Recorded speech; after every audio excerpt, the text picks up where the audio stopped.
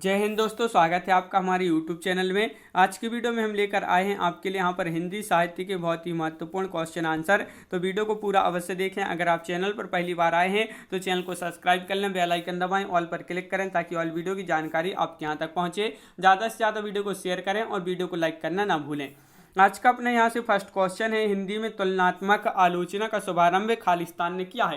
यानी कि किसने किया है? भगवान दीन ने, मिश्र बंधु पद्मसेन या हजारी प्रसाद द्विवेदी। तो हिंदी साहित्य में तुलनात्मक आलोचना का जो शुभारंभ किया है वह किया है पद्मसेन शर्मा ने।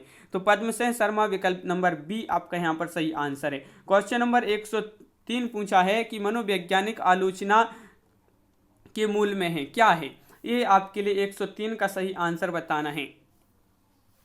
तो क्वेश्चन नंबर 103 का राइट आंसर बताइए। 4 विकल्प आपके यहाँ पर दिए गए हैं। महत्वपूर्ण क्वेश्चन पूछा गया है और आपका यहाँ पर जो सही आंसर होगा वह क्या होगा? तो व्यक्तिक चिंतन आपका यहाँ पर सही आंसर होगा। विकल्प नंबर डी राइट आंसर है आपका। ये क्वेश्चन आपके किसी न किसी एग्जाम में जरूर पूछे गए हैं, पीजीटी, टीजीटी, जीआईसी में। महत्वपूर्ण ये आपकी क्वेश्चन है यहाँ पर। क्वेश्चन नंबर आपका यहाँ पर जो अगला दिया गया है क्वेश्चन नंबर 104, वह क्या दिया गया है यहाँ पर देख लेते हैं। ये है आपका क्वेश्चन नंबर 104। इलियट का मूर्त विधान भारतीय काव्य शास्त्र के किस तत्व से तुलनीय है? साधारणीकरण से, विभावन व्यापार या रीति या प्रतिभा। तो क्वेश्चन नंबर 104 का आपके लिए आंसर बताना है। 104 का आपका यहाँ पर जो सही आंसर है वह क्या होगा? तो विकल्प नंबर सी विभावन व्यापार आपका यहाँ पर सही आंसर होगा। विकल्प नंबर सी आपका यहाँ पर राइट आंसर, बिल्कुल सही। विकल्प नंबर सी आपका यहाँ पर राइट आंसर है।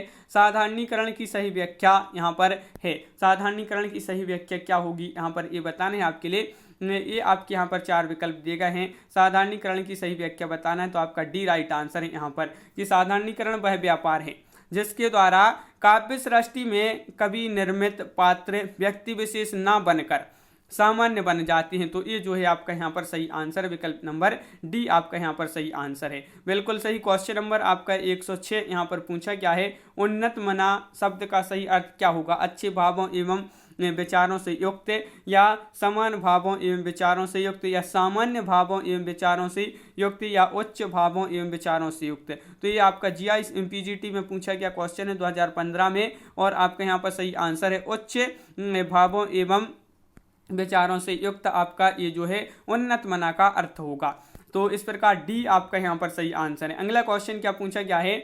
देखिए अगला क्वेश्चन है आपका यहाँ पर, यद्यपि मैं खुद उर्दू का बड़ा पक्षपाती हूँ लेकिन मेरे विचार में हिंदी को विभाषा या बोली कहना उचित नहीं है। ये कथन बताना है।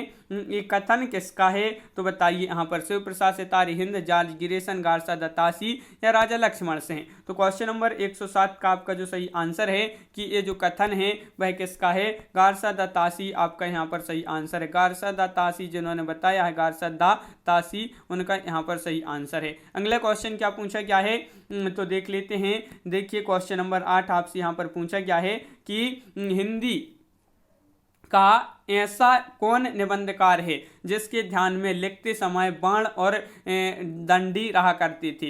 रामचंद्र शुक्ल, महावीर प्रसाद द्विवेदी या गोविंद नारायण मिश्र या चंद्रधर शर्मा गुलेरी। तो बाण या दंडी और दंडी जो है इनके ध्यान में रहते थे। तो आपका यहाँ पर सही आंसर है क्या होगा? राइट आंसर क्वेश्चन नंबर 108 का सी गोविंद नारायण मिश्र। गोविंद नारायण मिश्र यानी कि विकल्प नंबर सी आपका यहाँ पर सही आंसर है। अगला क्वेश्चन क्या पूछा गया है? तो अगला क्वेश्चन यहाँ पर देख लेते हैं। देखिए ये रहा आपका अगला क्वेश्चन। क्वेश्चन नंबर 109 आपसे यहाँ पर पूछा है कि कविता मनुष्य को स्वार्थ संबंधों के संकुचित घेरे से ऊपर उठाती है। यह कथन किसका है? आचार्य रामचंद्र शुक्ल, श्याम सुंदर दास, आचार्य हजारी प्रसाद द्विवेदी, डॉक्टर नगेंद्र।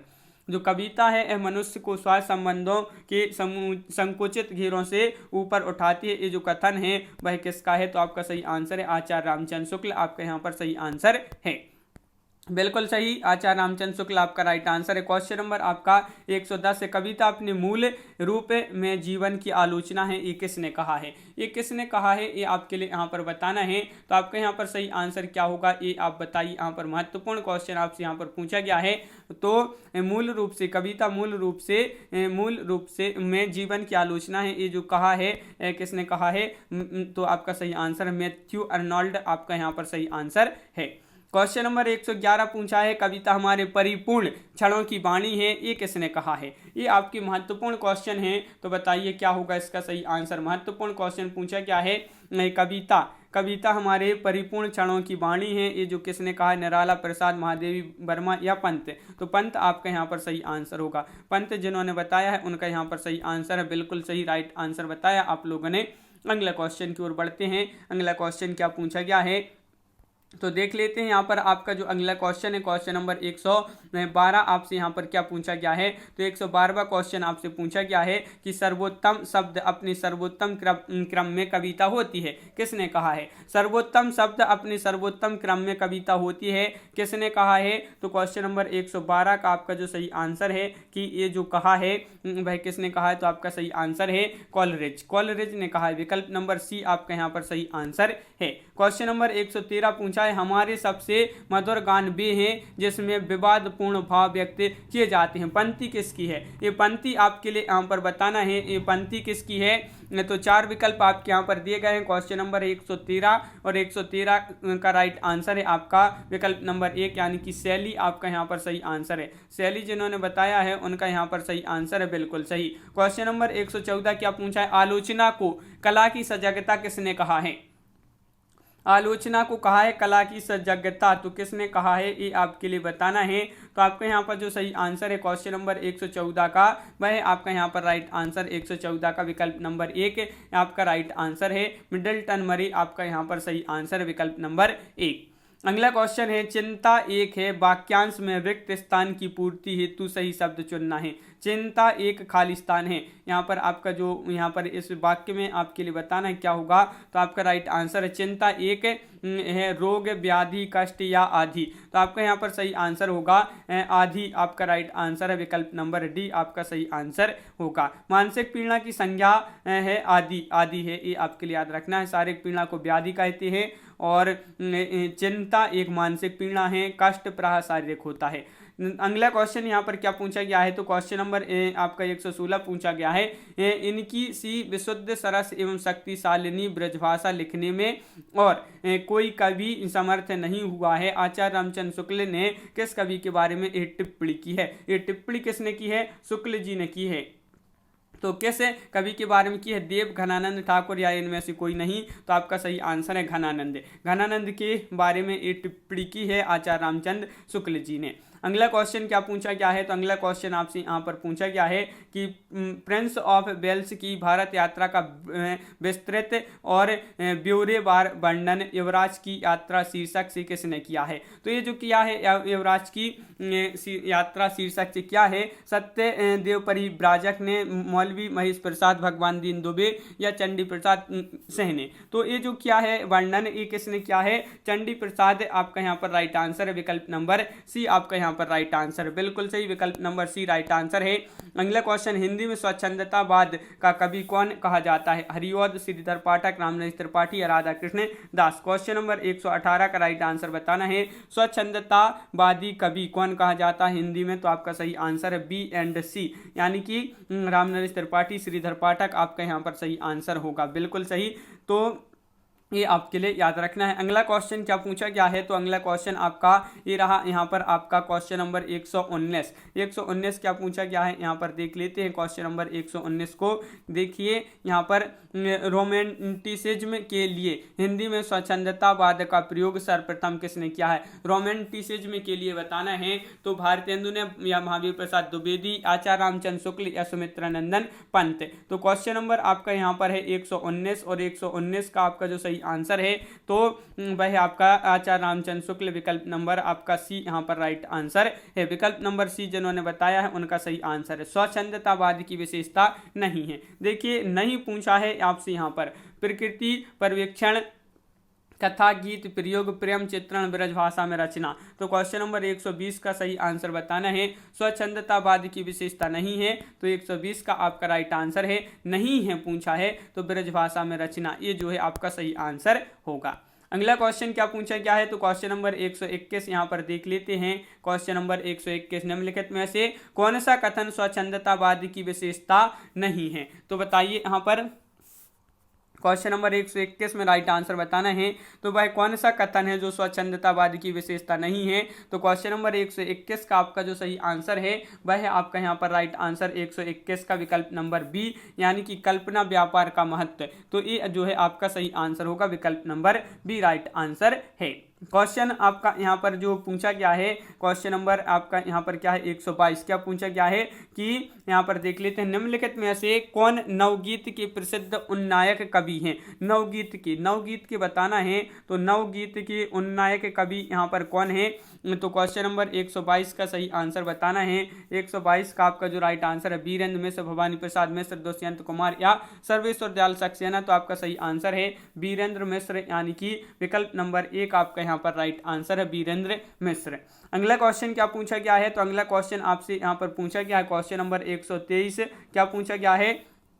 हिंदी की काव्य भाषा परक समीक्षक का नाम क्या है? विजय देव नारायण शाही, डॉक्टर रघुवंश, नेमी चंद्र जैन या रामस्वरूप चतुर्वेदी। क्वेश्चन नंबर 123 का सही आंसर बताना है। तो 123 का आपका जो सही आंसर है वह है आपका यहाँ पर राइट आंसर विकल्प नंबर आपका D right answer, Ramswaroop Chaturvedi आपका यहाँ पर सही आंसर होगा। रामस्वरूप चतुर्वेदी जी को हिंदी के काव्य भाषा परक समीक्षक का नाम है, ये आपके लिए याद रखना है। क्वेश्चन नंबर आपका यहाँ पर अगला जो पूछा है, नानक दर्शन का सार तत्व है, क्या है? ये आपके लिए बताना है, असादीवार या सोहेला या रहीरास या जपूजी। तो क्वेश्चन नंबर 124 का सही आंसर बताना है। नानक दर्शन का सार तत्व है, तो आपका यहाँ पर 124 का विकल्प नंबर डी जपूजी आपका यहाँ पर सही आंसर है। जपूजी जिन्होंने बताया है उनका सही आंसर होगा यहाँ पर। क्वेश्चन नंबर 125 की ओर बढ़ते हैं। 125वां क्वेश्चन आपसे यहाँ पर क्या पूछा है? तो 125वां क्वेश्चन है, तुलसीदास किस दार्शनिक मत के भक्त कवि थे? तो अद्वैतवाद या द्वैतवाद, शुद्धाद्वैतवाद, विशिष्टता द्वैतवाद। तो क्वेश्चन नंबर 125 का सही आंसर, ये क्वेश्चन कई बार एग्जाम में पूछा जा चुका है कि तुलसीदास किस दार्शनिक मत के कवि भक्त थे? तो आपका सही आंसर है क्या है? अद्वैतवाद आपका विकल्प नंबर 1 यहाँ पर सही आंसर है। विकल्प नंबर 1 जिन्होंने बताया है उनका यहाँ पर सही आंसर है। अगला क्वेश्चन क्या पूछा है? अद्वैतवाद के अनुसार बताइए यहाँ पर क्या होगा राइट आंसर? जीव और ब्रह्मा एक हैं, संसार सत्य है, जीव और ब्रह्मा अलग अलग हैं, ब्रह्म विशेषण युक्त है। तो अद्वैतवाद के अनुसार बताना है क्वेश्चन नंबर 126 में। तो आपका यहाँ पर राइट आंसर क्या होगा? ये आपका पीजीटी में 2015 में क्वेश्चन पूछा था, और जीव और ब्रह्मा एक हैं इसके अनुसार, अद्वैतवाद के अनुसार। अगला क्वेश्चन क्या पूछा गया है? तो अगला क्वेश्चन आपसे यहाँ पर क्वेश्चन नंबर 127 पूछा है कि सूची 1 का मिलान सूची 2 से यहाँ पर करना है। तो यहाँ पर देख लेते हैं, ये आपका सूची 1 है, सूची 2 है, तो इसको मिलान करना है। तो यहाँ पर आपके कोड भी दिए गए हैं, तो यहाँ पर आप जो है डायरेक्ट आंसर देख लेते हैं अपन यहाँ पर। तो शुद्धाद्वैतवाद तो वल्लभाचार्य, अद्वैतवाद शंकराचार्य, विशिष्टता द्वैतवाद रामानुजाचार्य, द्वैतवाद मध्वाचार्य, ये आपकी सूची यहाँ पर सम्मिलित है। तो बिल्कुल सही। अगला क्वेश्चन क्या पूछा गया है यहाँ पर देख लेते हैं। अगला क्वेश्चन है आपका, द्वैतवाद किस आचार्य द्वारा प्रवर्तित संप्रदाय है? निम्बार्काचार्य, रामानुजाचार्य या विष्णु स्वामी या मध्वाचार्य। तो अब भी पढ़ा आपने, यहाँ पर क्या पढ़ा है? यहाँ पर देखिए ये द्वैतवाद है, ये मध्वाचार्य है, तो आपका यहाँ पर मध्वाचार्य विकल्प नंबर डी राइट आंसर है, बिल्कुल सही। जीआईसी प्रवक्ता परीक्षा में पूछा गया ये क्वेश्चन है आपका। क्वेश्चन नंबर 129 पूछा गया है आपसे यहाँ पर, शुद्धाद्वैतवाद दर्शन के प्रवर्तक हैं शंकराचार्य, वल्लभाचार्य, मध्वाचार्य या विष्णु स्वामी। तो क्वेश्चन नंबर 129 का आंसर बताना है, शुद्धाद्वैतवाद दर्शन के प्रवर्तक कौन है? तो 129 का आपका विकल्प नंबर सी वल्लभाचार्य। वल्लभाचार्य आपका यहाँ पर सही आंसर है। महत्वपूर्ण क्वेश्चन पूछा गया है, वल्लभाचार्य आपका यहाँ पर सही आंसर है। क्वेश्चन नंबर 129 क्या पूछा गया है? सूची 1 को यहाँ पर भी सूची 2 से जो है सम्मिलित करना है। तो यहाँ पर आगे के जो विकल्प यहाँ पर दिए गए हैं, क्या दिए गए हैं यहाँ पर देख लेते हैं। क्या है आपका यहाँ पर एक कोड भी दिए गए हैं, तो आप यहाँ पर डायरेक्ट सूची देख लेते हैं। यहाँ पर जो सम्मिलित है अपनी सूची, विशिष्टता द्वैतवाद तो इसके हो जाएंगे रामानुजाचार्य, द्वैतवाद के हो जाएंगे मध्वाचार्य, शुद्धाद्वैतवाद के हो जाएंगे विष्णु स्वामी, और द्वैतवाद जो है निम्बार्काचार्य हो जाएंगे। तो इस प्रकार ये जो है सूची सम्मिलित हो गई। रामानुज ने श्री संप्रदाय में किसकी उपासना होती है? रामानुज के जो श्री संप्रदाय है इसमें किसकी उपासना होती थी, शंकर, विष्णु, ब्रह्मा या लक्ष्मी। तो क्वेश्चन नंबर 131 का सही आंसर बताना है। इसमें जो उपासना होती थी वह होती थी किसकी? विष्णु जी की। विष्णु आपका यहाँ पर सही आंसर है। विष्णु जिन्होंने बताया है उनका यहाँ पर सही आंसर है विकल्प नंबर सी। क्वेश्चन नंबर 132 यहाँ पर पूछा गया है आपसे, क्या पूछा है? कविता के लिए बड़ी बोली के पक्ष में आंदोलन की शुरुआत की। प्रेमघन ने, भारतेंदु ने, जगन्नाथ दास रत्नाकर ने, अयोध्या प्रसाद खत्री ने। क्वेश्चन नंबर 132 का सही आंसर बताना है। 132 का आपका राइट आंसर क्या होगा?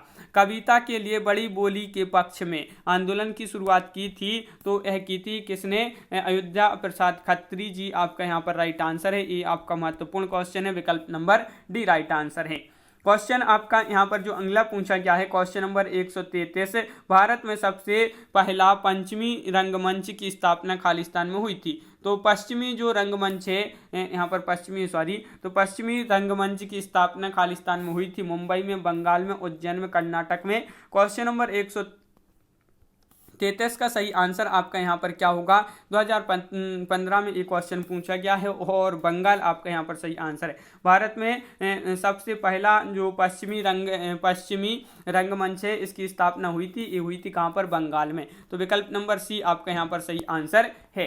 अगला क्वेश्चन है, नाटक का अभिनय रंगमंच के जिस अगले स्थान पर होता है उसका नाम क्या है? ये आपके लिए बताना है। तो नाटक का अभिनय रंगमंच के जिस अगले स्थान पर होता है उसका नाम क्या है? रंगपीठ है, रंगशीर्ष है, नेपथ्य या मतवारणी है? तो आपका यहाँ पर सही आंसर है यहाँ पर रंगपीठ है। क्या है? रंगपीठ, यानी कि विकल्प नंबर एक जो आपका यहाँ पर दिया गया है ए, वह आपका यहाँ पर सही आंसर है। देखिए रंगमंच में दो भाग होते हैं, पिछले भाग को रंगशीर्ष जबकि सबसे आगे वाले भाग को रंगपीठ कहा जाता है। इन दोनों के बीच में जौनिका रहती है और अभिनय का मुख्य स्थल रंगपीठ होता है। तो अभिनय का मुख्य स्थल क्या होता है ये याद रखना है, तो वह होता है रंगपीठ। क्वेश्चन नंबर 135 पूछा है, रंगमंच पर पर्दे का पीछे का स्थान क्या कहलाता है? तो ये आपका महत्वपूर्ण क्वेश्चन है। अब भी यहाँ पर पढ़ा है क्या कहलाता है, तो जल्दी से बता दीजिए। बिल्कुल सही राइट आंसर बता है, नेपथ्य कहलाता है। क्या कहलाता है? नेपथ्य कहलाता है। तो ये आपके लिए यहाँ पर याद रखना है, नेपथ्य आपका राइट आंसर है। देखिए पर्दे नेपथ्य रंगमंच का वह भाग होता है जो दर्शकों की दृष्टि से ओझल रहता है, अर्थात पर्दे के पीछे का वह स्थान होता है जहाँ अभिनेता रंगमंच पर आने से पूर्व उपरोक्त वेशभूषा धारण करते हैं। तो ये जो भाग होता है ये दर्शकों से कैसा होता है? ओझल रहता है, यानी कि दर्शकों को ये जो दिखता नहीं है, ये भाग पर्दे के पीछे वाला ये स्थान होता है। तो इसको जो है क्या कहते हैं? नेपथ्य कहते हैं। तो इस प्रकार अपने यहाँ पर बहुत ही महत्वपूर्ण क्वेश्चन कंप्लीट हुए। कैसा लगा ये वीडियो आप कमेंट में जरूर बताएं, और अगर आप चैनल पर पहली बार आए हैं तो चैनल को सब्सक्राइब कर लें, बेल आइकन दबाएं, ऑल पर क्लिक करें ताकि ऑल वीडियो की जानकारी आपके यहाँ तक पहुँचे। ज़्यादा से ज़्यादा वीडियो को शेयर करें और वीडियो को लाइक करना ना भूलें। तो आज की वीडियो में बस इतना ही। सभी के लिए बहुत बहुत धन्यवाद। सभी के लिए जय हिंद।